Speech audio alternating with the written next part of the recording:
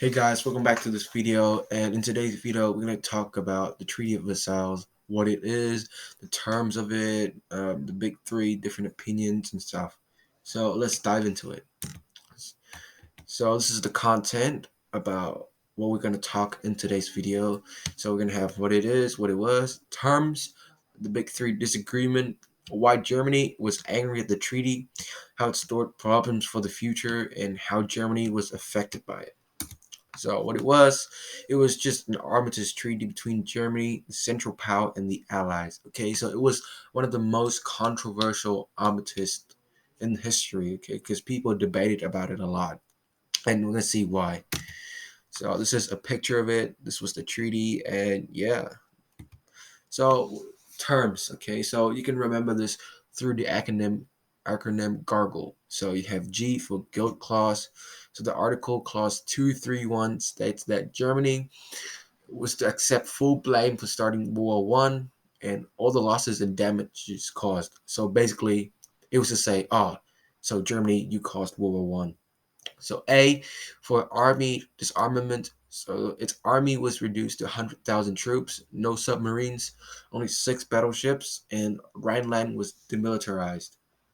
R for reparations. So 6,600 million pounds or 132 billion gold marks in money. If you transfer this money to today's money, you're gonna get like around 800 billion US dollars in today's money, which is a lot, like a lot. And for G, Germany lose land. Okay, so they lost Alsace-Lorraine, they lost the Saarland for France for 15 years, where they borrowed for mining coal. They lost West Prussia, the Polish corridors, and all the German colonies. Okay, so all of them became mandates.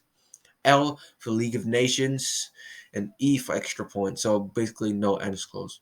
I'm not sure how to pronounce it, guys, but it's basically the alliance with Austria-Hungary. So the big three disagreement.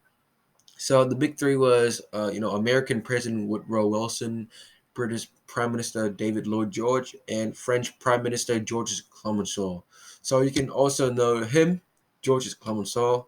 I'm sorry if the pronunciation is wrong, as the Tiger. Okay, so his nickname is the Tiger. So they had different aims, and those aims, most of them conflict each other. So we'll move on. So this is the image of Big Three. This right here is David Lloyd George, British Prime Minister. This right here is the Tiger, or Georges Clemenceau, which was the French Prime Minister, and Woodrow Wilson, who was the President of the United States. Okay, so Woodrow Wilson's aim, so he wanted a lenient punishment on Germany. So Germany should not be punished too much, okay, too severely. He wanted the peace treaty to be based on his 14 points.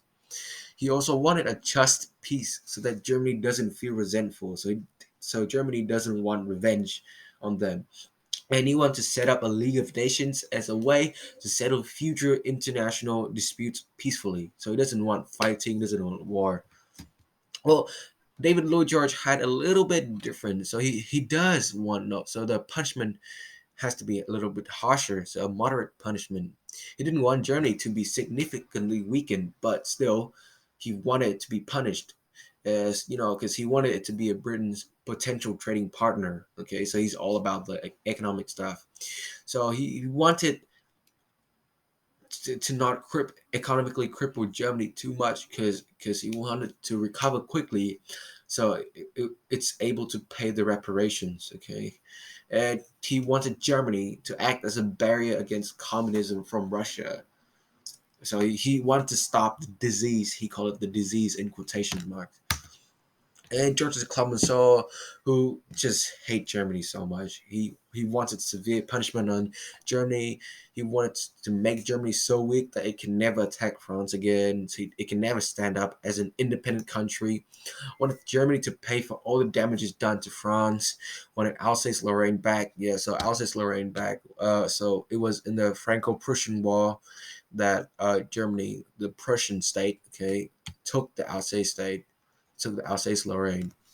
So yeah, he also wanted revenge for the casualties in World War One and the humiliation of Franco-Prussian War.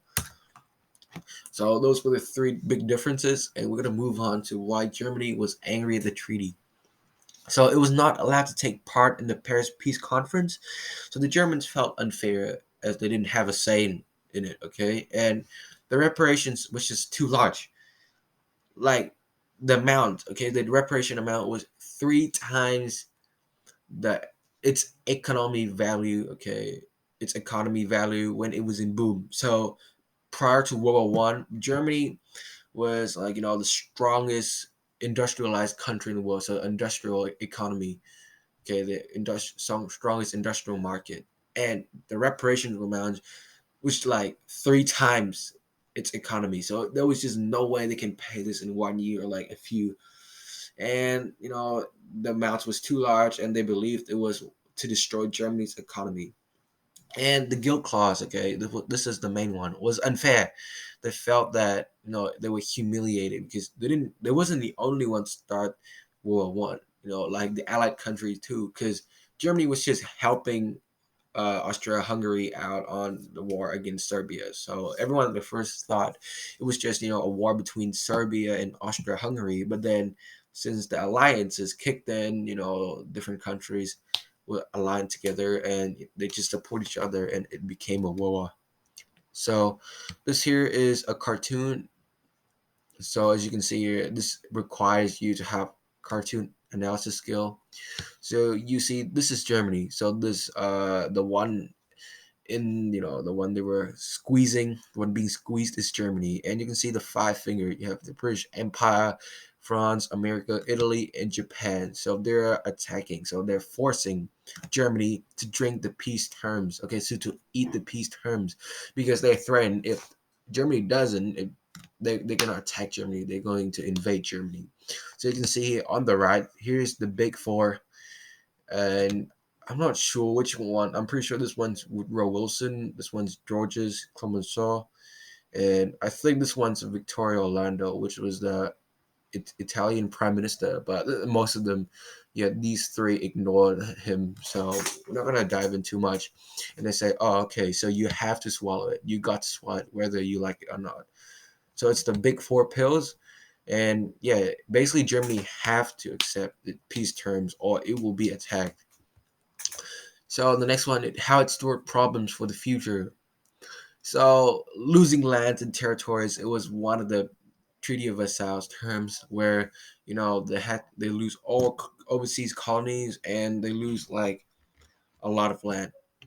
So this made Germans really angry, and because they hate losing lands and territories.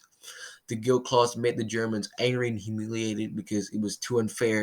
They didn't start the war by themselves. The reparations was too large, made the Germans angry and resentful, and the disarmed or demilitarized one made Germany feel vulnerable.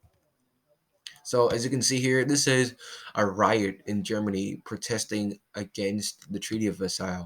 So everyone flooded the street, they're like, no Treaty of Versailles, come on, it was too unfair. And this was how Germany was affected by it. So it lost 16% of its coal, 10% of its land, 48% of its iron industry, okay, 100% of its overseas colonies, and these one will become mandates, okay, so and then 12.5% of its population, okay, so partly due to the war and partly because the new Germany, okay, so the border, okay, I'm going to show you in the next slide. So it got split up into different parts and it was divided. So they lost West Prussia, they lost the Polish corridors, which was why it lost like a bunch of people. And it had to pay 132 billion gold marks, as I said before, three times of its pre-World War I economy, which was crazy amount, 800 billion US dollar this day. Okay, so here's a map of the old empires of pre-World War I, 1914, and 1923 post-World War I. So you can see German Empire. Okay, so as you can see on the right, the Russian Empire. So basically, there was a line cut in here, around here, and say, okay, so you cut Germany here too, like around here. I'm not sure. Yeah, like around here, and say, okay, so this part right here, so this corridor, yeah, it's gonna belong to Poland. So Poland's a new country form. Okay, so Poland's gonna form this part, this entire part right here is going to become Poland. And yeah, basically, oh, also Hungarian Empire also got split up. So you can see this one right here is Czechoslovakia. Or this one, yeah, it was this big empire, Austro-Hungarian Empire, that split into Czechoslovakia, Austria, Hungary, Yugoslavia. Yeah, Romania like took a big chunk out of the empire. Yeah, and basically German felt really sad, and the Treaty of Versailles was one of the main reasons why Hitler came to power. That he used the treaty, as his point, as like he hit the people with what they want. Okay, so he showed, oh, okay, we're gonna get revenge on them. So the peace treaty, the Treaty of Versailles, made the German people felt resentful and they wanted a war, and Hitler took advantage of it and rose to power, which was going to eventually lead to World War II, which I'm going to cover in another video. So thank you for tuning in today, and we'll see you next